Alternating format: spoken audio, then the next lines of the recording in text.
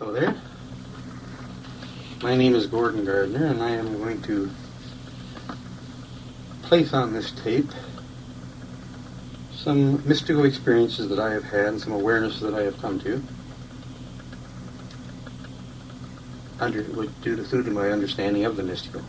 I'm not going to represent myself as a teacher, a guru, or an adherent for any specific method or ideology, but I am going to share the answers I have received which work for me. The answers I am going to deal with have to do with the Kundalini, the Tao, consciousness of the cosmos, and the love, wisdom, truth behind it all. So I will just read for you from a chapter that I have written on this ongoing book. And the chapter is titled Beyond the Need for Conscience, which is the ontological know-how of Gordon Gardner. I open up with a few insights. It takes a great deal of intestinal fortitude and spiritual integrity not to want to fix the world and to free the masses. The world is merely a hurdle which every incarnating soul must overcome, and the masses are the vast majority who have failed and must come again and again until they are free from mammon. Mammon is the illusion which fools the five senses and binds the soul to appearances, keeping it on the wheel of birth and death until the soul realizes that it cannot be born, nor can it die. The liberation of illumination can only be experienced by way of creative affirmations that eventually reveal, by means of a heartfelt demonstration, the love that fulfills, the wisdom that secures, and the truth that frees. The requisite for attaining this much sought-after enlightenment experience is an unconditioned and therefore open mind, as well as a guileless and therefore receptive heart.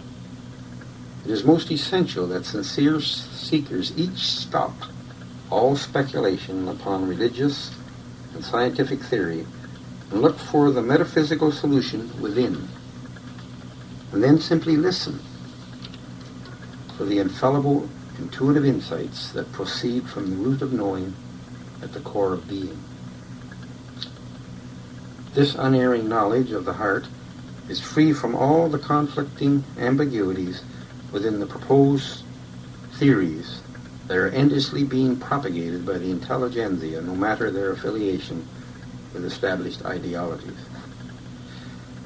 The scientific intelligentsia are continuously concluding through assumption and are therefore slaves to conjecture, which means they must always be revising their manner of doing all that complex methodology.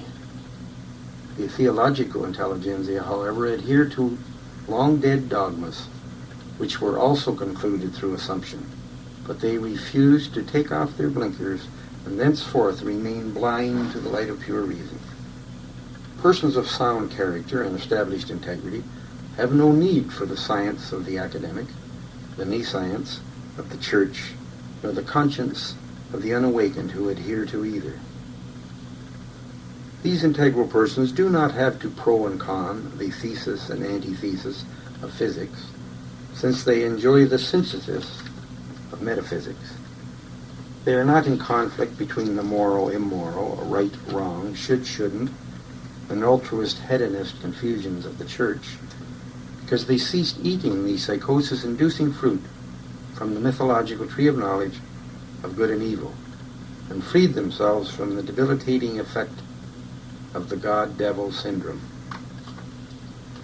Having come to the full realization that good is no more than mundane limitation and the insipid enemy of excellence, while evil is nothing but mortal ignorance and the loveless adversary of truth, these integral persons are free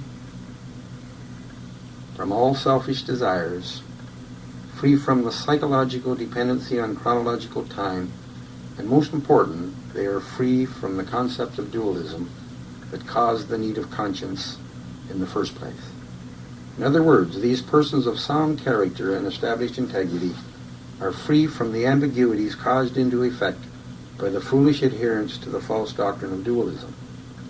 This false doctrine preaches a ludicrous notion that there is a power of good and a power of evil vying for dominion over man's soul, in the form of a Father God in a distant heaven, and in the form of a fallen devil in a not-so-distant hell. Science, of course, vainly attempts to split mind from matter as they futilely persist in trying to divide waves of energy from particles of matter as if they were different and separate one from the other. Metaphysics, however, shows this perpetual energy-matter motion to be a single, unified life force field of unlimited creative potential, which any and all integral persons can employ in all of their deeds and dealings.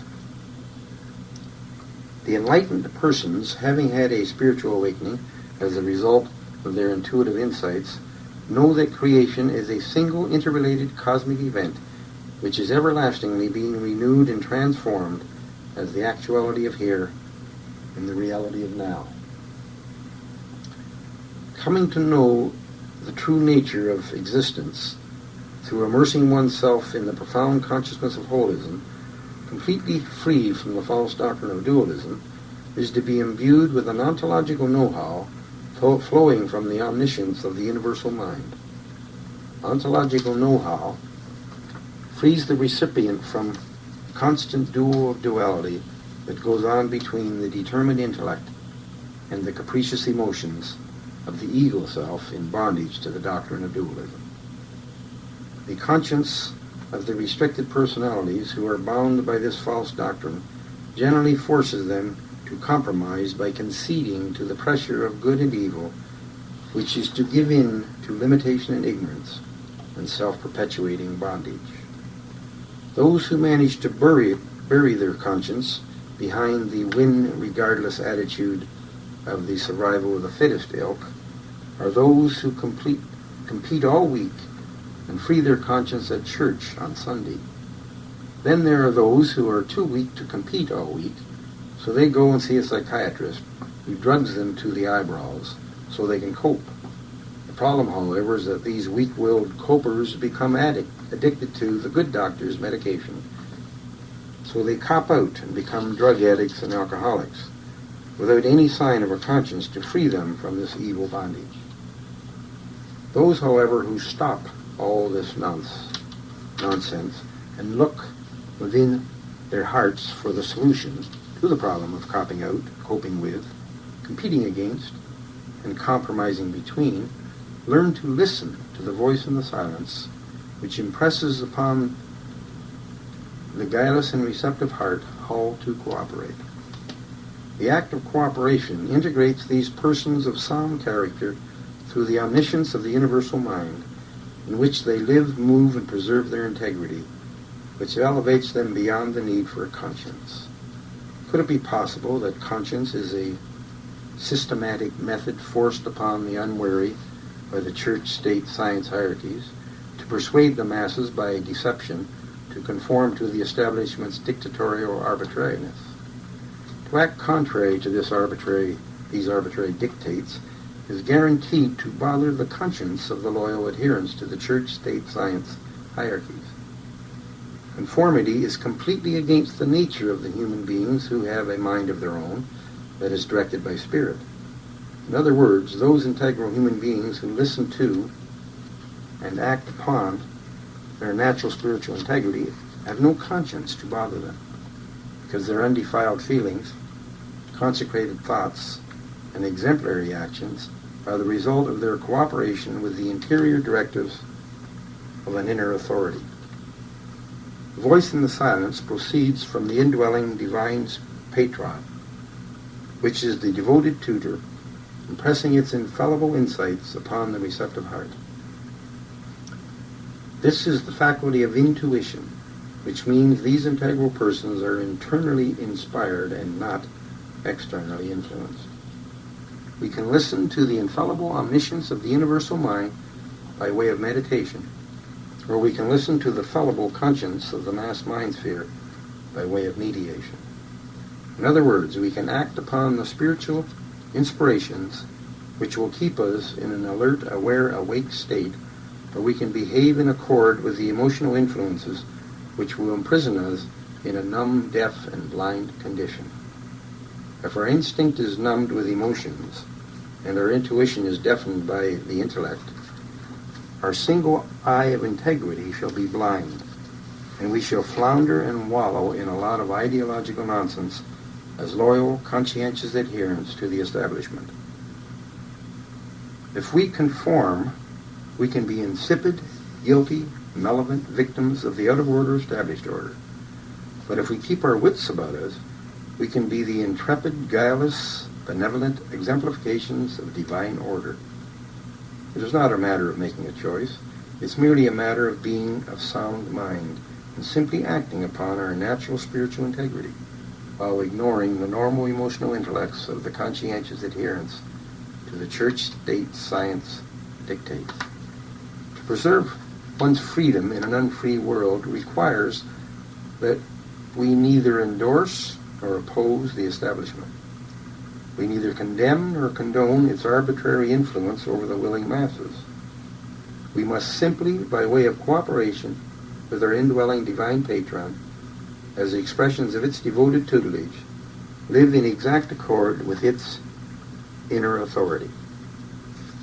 It is then that our undefiled feelings and our consecrated thoughts become the exemplary actions of an adept.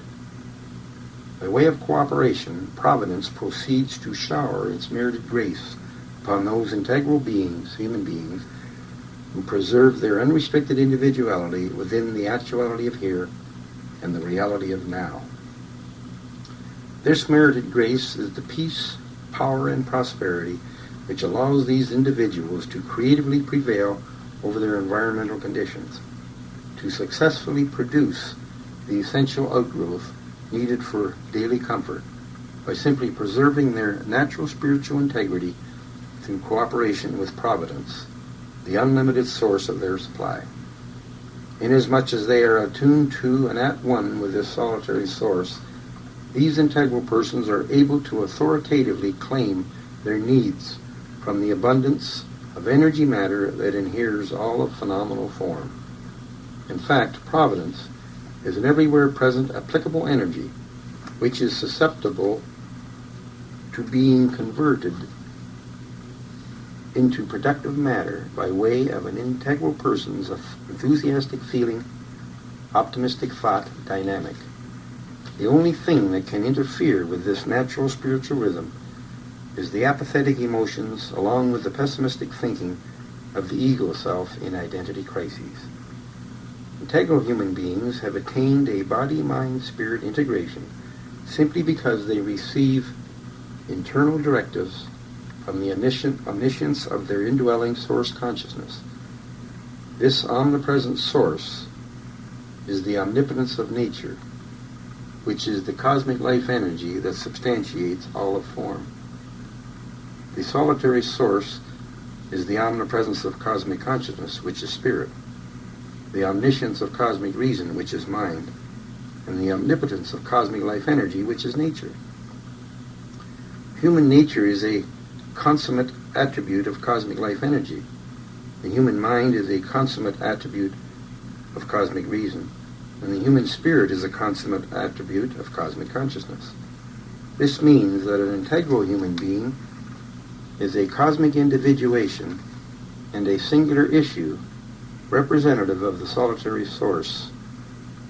The futility of giving the source a name and making it into a personal deity has proven useless because it causes dissension amongst those who claim their God to be the only true one. It is, however, beneficial to acclaim the solitary source consciousness as being divine, but it is also most essential to claim the singular issue awareness as being sacred. The singular issue awareness includes every manifest form out of the mineral, plant, animal, and human kingdoms of nature. A simple stone as a singular issue is sacred, inasmuch as the solitary source, which is divine, is the very substance which forms the stone from within. At some time in the distant past, human beings began to disconnect their cognitive powers from the indwelling source consciousness. In so doing, they denied their divine spirit, and thereby profaned their sacred nature by losing contact with the consecrated mind of the living universe. The natural spiritual integrity of true humanity was replaced by the normal emotional intellect of the mass mind sphere, which is the desecrated human unconscious that has lost touch with its divine source and thereby profaned the sacred issue. The habitat of peace that was supposed to be the whole earth in its pure state became a chaotic fabrication of separate world powers fighting for domination over other world powers. The sacred earth has been imposed upon by the mass mind sphere, which caused the profane world as it is today. Yet the only devil responsible for this profanity is mankind's reactive, conditioned mind with its fear, guilt, malice, depravity resulting from the lack of integrity.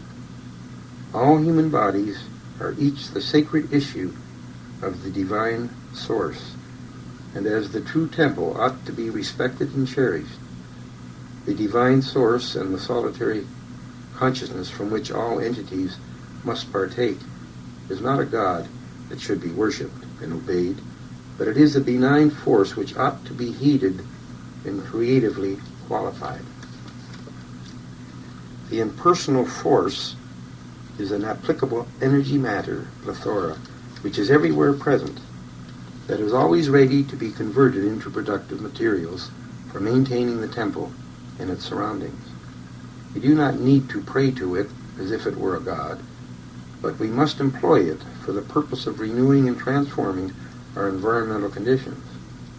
Not to realize that we are each of us a sacred temple containing the living spirit of the divine source is to desecrate our human nature and thereby prevent our individual mind from being a renewing channel for the universal mind.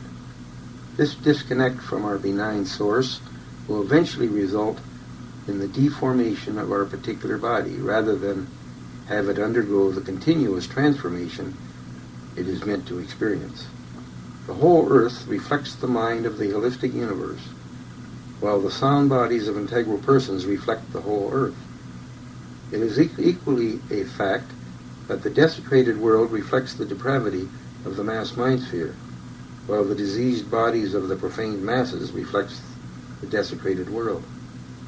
We human beings cannot fix the world or free the masses, but we can refuse to contribute to and be contaminated by the mental effluvium that pollutes the mass mind sphere, which desecrates the world through the profane thinking of the spiritually asleep and therefore emotionally degenerating masses.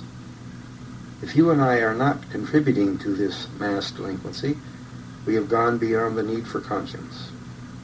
We are doubtlessly being kept alert, aware, awake through the inner directives of the omnipresent source consciousness. In that connection, we are receptive to the omniscience of the universal mind and not influenced by the nescience of the mass mind sphere, and therefore have no need for a conscience. The nescience of the mass mind sphere and the conscience of the gregarious masses, with their collective incompetence, blocks the all-powerful, ever-present omniscience of the universal mind from inwardly directing the individual human being who is a singular issue of the solitary source. Unless the emotional intellectual umbilical cord which binds the congregating masses to their mass mind sphere is severed by the individuals who dare to be free, they shall join the collective majority who are a conglomerate of narrow, anxious, moralistic sycophants. In other words, the masses of NAMs are a self-seeking, servile rabble of clinging lines who are in a self-perpetuating state of mute despondency because they lack the intestinal fortitude to detach from the creeds, traditions, doctrines, and ideological nonsense of the out-of-order established order. The credulity of the so-called herd instinct, suffered by the adherents to any and all of the established doctrines, has numbed the individual's instinct with the vacillating emotional conscience. Because of this unnatural condition, intuition, which is unique to human beings, is deafened by the prattling of the established intelligentsia, who are the pseudo-experts within the church-state science hierarchies. The result, of course, is the natural spiritual integrity, which is unique to the unrestricted individualities, is blinded by the common sense limitations of the normal emotional intellect, which is conventional equipment amongst the restricted personalities who make up the masses. The unrestricted individualities are each an illumined, singular issue awareness whose natural spiritual integrity is coinciding at all points of their interior powers with the nature mind spirit of the solitary source consciousness. They can each state with cosmic impunity that the I am that I am is a cosmic individuation and a source issue conscious awareness, inasmuch as I am in tune with the infinite nature, attuned to the universal mind, and at one with the eternal spirit of the cosmos. So be it. I thank you very much.